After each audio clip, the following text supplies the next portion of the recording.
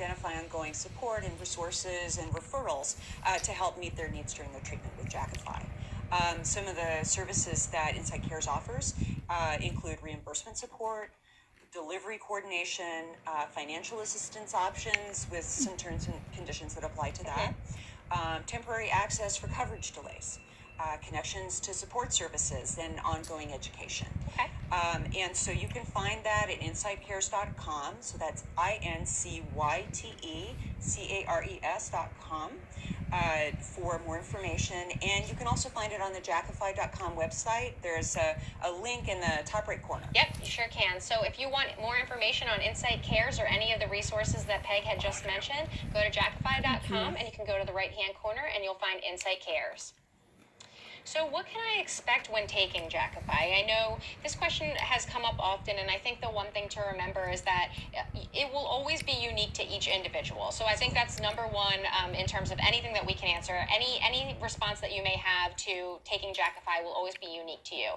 But Peg, if you can kind of dig into that one a little bit more. Sure, absolutely. Well, a lot of what we know about what Jakafi will do comes from the clinical trials that we just discussed. So if you are a patient with polycythemia vera, you previously received hydroxyurea and either it didn't work well enough or you had problems tolerating it, we know from the study that you may have a chance to have improvement of your hematocrit and maybe a reduced need for a phlebotomy, and you may have a reduction in the size of your spleen.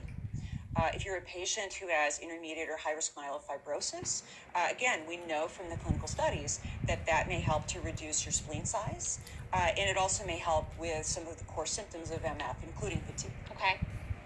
So I know that earlier we talked about Insight Cares being a resource that's available for patients who may be taking Jakafi to speak to a registered nurse. However, we have received a question, are there opportunities to speak to patients who maybe are currently taking Jakafi? I know there are some patients who may be on Jakafi and say, you know, I had these questions when I first started, how can I help someone else? So do we have any opportunities available like that? Yeah, we do, and it's called the Insight Mentor Program. Okay. You can access that on the support and resources section of Jakafi.com. And these are patients who have experience taking Jakafi. They can provide information and support one-on-one to a patient who's starting Jakafi. It's important, of course, to say that this is not medical advice. Right. They're providing information about their own experience. Right. Again, which could be unique to them, so you should always consult your healthcare professional regardless if you have any questions. Absolutely. You can also attend a live event, in-person or online learning events designed specifically for patients with both polycythemia vera and myelofibrosis. Visit the support and resources section of Jakafi.com for more information about patient meetings. So it looks like we have a few final questions, and one of them is really a disease education topic.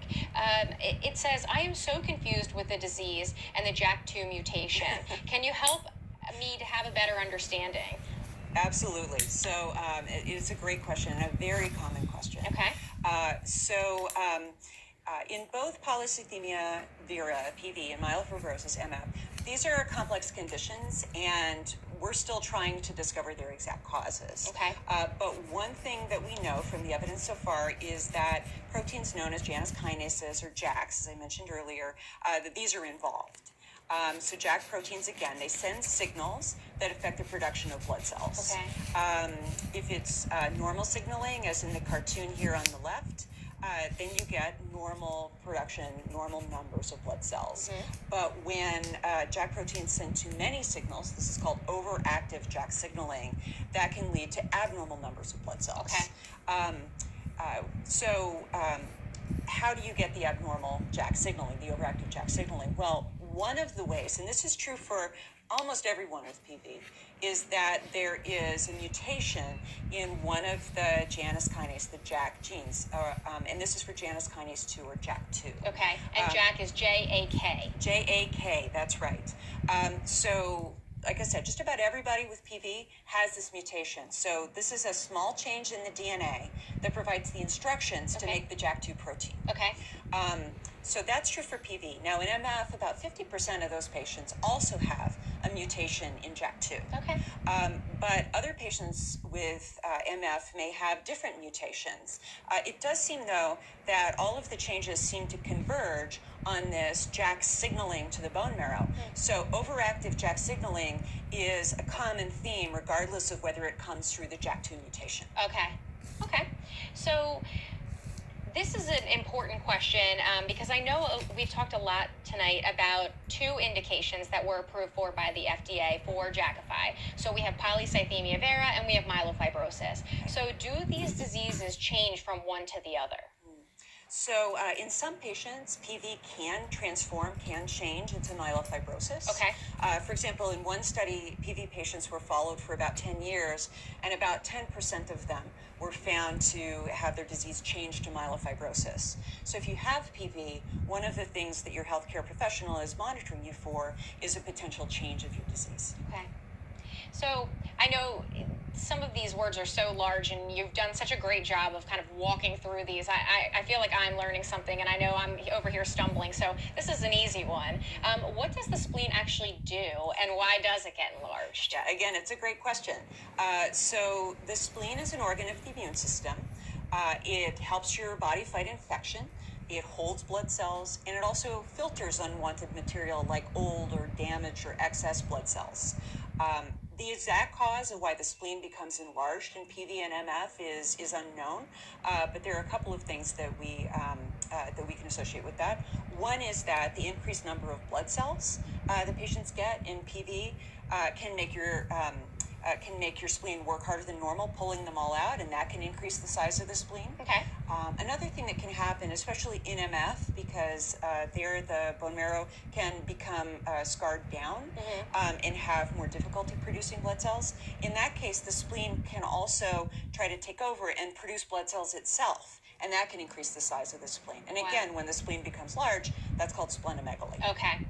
So I think at this point we're going to take a few minutes and we'll read through the important safety information from Jakafi.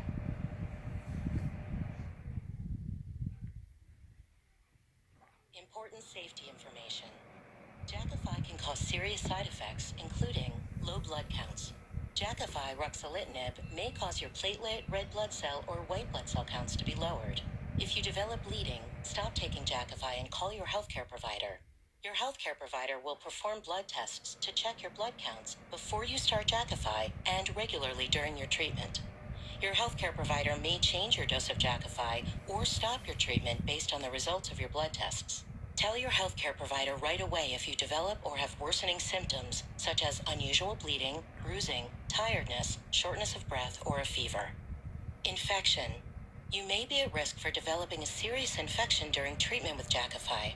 Tell your healthcare provider if you develop any of the following symptoms of infection: chills, nausea, vomiting, aches, weakness, fever, painful skin rash, or blisters. Skin cancers.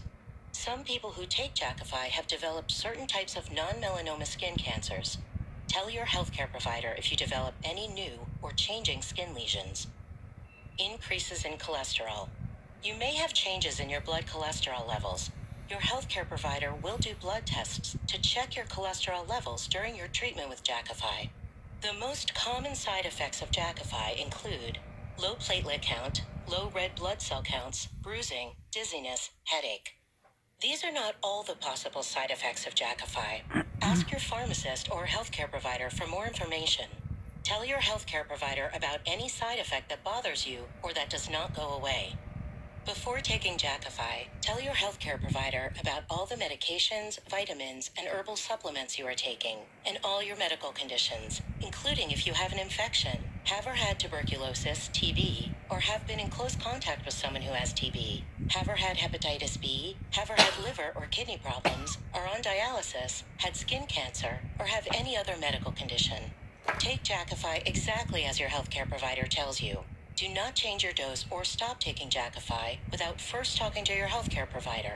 Do not drink grapefruit juice while on Jakafi. Women should not take Jakafi while pregnant or planning to become pregnant or if breastfeeding. Please see the full prescribing information, which includes a more complete discussion of the risks associated with Jakafi. You are encouraged to report negative side effects of prescription drugs to the FDA. Visit www.fda.gov/medwatch or call 1-800-FDA-1088. You may also report side effects to Insight Medical Information at 1-855-463-3463. It's important to note that you can access the prescribing information for Jakafi by clicking on the link in the post below or by visiting Jakafi.com. Peg, thank you so much for being here with me tonight. Welcome. I want to thank everyone who participated in our live event and provided their questions ahead of time. So thank you all so much for spending your evening here with us. If you're interested in learning more information on any of the topics we covered this evening, please speak with your healthcare professional and visit Jakafi.com. Thank you and have a wonderful night. Good night.